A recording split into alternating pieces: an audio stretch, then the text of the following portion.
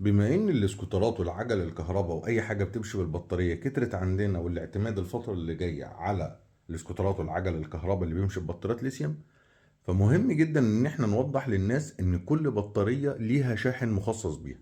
مثال بسرعه عشان ما نطولش في الفيديو. عندك مثلا دي بطاريه 72 فولت، يبقى ليها شاحن بتاعها اللي هو ال 72 فولت اللي بيخرج 84 فولت. ده شاحن بالنسبه للبطاريه 72.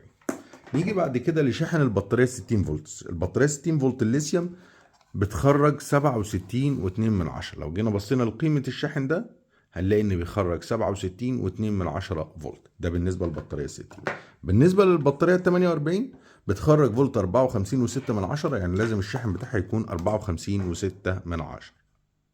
نيجي بعد كده للبطاريات ال 36، وليكن مثلا بطاريه الهافر بورد. بطاريه الهافر بورد 36 بتخرج 42 فولت. لو جينا بصينا للشاحن بتاعها هنلاقي الشاحن بتاعها 42 فولت. نيجي بعد كده للبطاريه ال 24 فولت بتخرج 25 من 2 من عشرة. لو بصينا في الشاحن بتاعها هنلاقي الشاحن 25 و2 من عشرة فولت. بعد كده نيجي للبطاريه ال 12 فولت هنلاقيها مخرج 12 و6 من 10 فولت. لو بصينا للشاحن بتاعها هنلاقي 12 و6 من 10 فولت. مهم جدا ان كل بطاريه تتشحن بالشاحن بتاعها. لو عجبتك المعلومه ما تنساش تعمل لنا فولو ولايك وتشير الفيديو. شكرا لكم.